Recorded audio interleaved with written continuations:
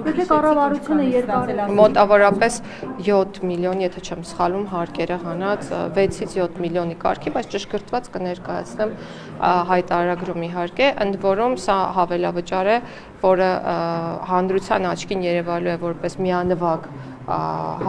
գումար, որը տրամադրվել է օրինակ նախարարին իմ դեպքում, բայց սա ամբողջ տարվա աշխատանքի դիմաց ես համարում եմ որպես վարձատրություն։ Այսինքն շատ չեք համարում այդ 7 միլիոնը։ Կարծում եք նորմալ է Հայաստանում։ Գիտեք, նախարարների եւ նրանց աշխատակազմերի նախ հստակ հիերարխիա գոյություն ունի գործակիցների սահմանման եւ ես խոսքի սկզբում նշեցի, որ դա ունի տրամաբանություն կապված աշխատանքի բովանդակության, քանակի, ռիսկայնության եւ ամեն ինչի հետ։ Ես կարծում եմ, որ կառավարությունը եւ ոչ միայն կառավարությունը, այլ նաեւ դատարանները, իրավապահ համակարգի ներկայացուցիչները,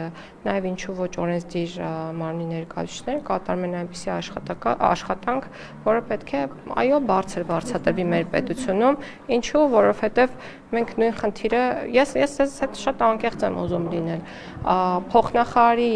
պաշտոնում նշանակվող անձը եղել է իրավիճակ,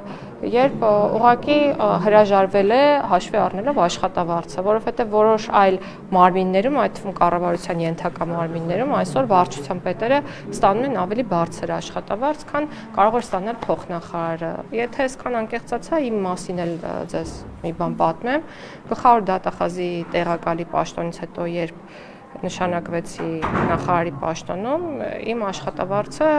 տարբերվում էր ինձ համար անբարենպաստ տեսանկյունից, որովհետև ուղղակի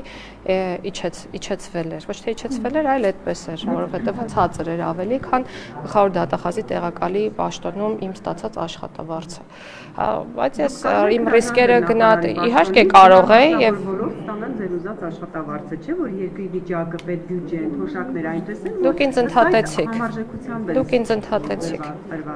Դուք ինձ ընդհատեցիք, ցանկալի չէ։ Ես շարունակում էի միտքս ասելով, որ կարող էի չընտրել նաև նախարարի պաշտոնը, բայց ընտրեցի հաշվի առնելով բոլոր այն վատ հարացումները սոցիալական վիճակի մասով, որոնք կան, եւ այն աշխատանքի բնույթը ինձ գրավեց, որ ես այսօր իրականացնում եմ եւ շատ գոհ եմ, որ ընտրել եմ այս ճանապարհը։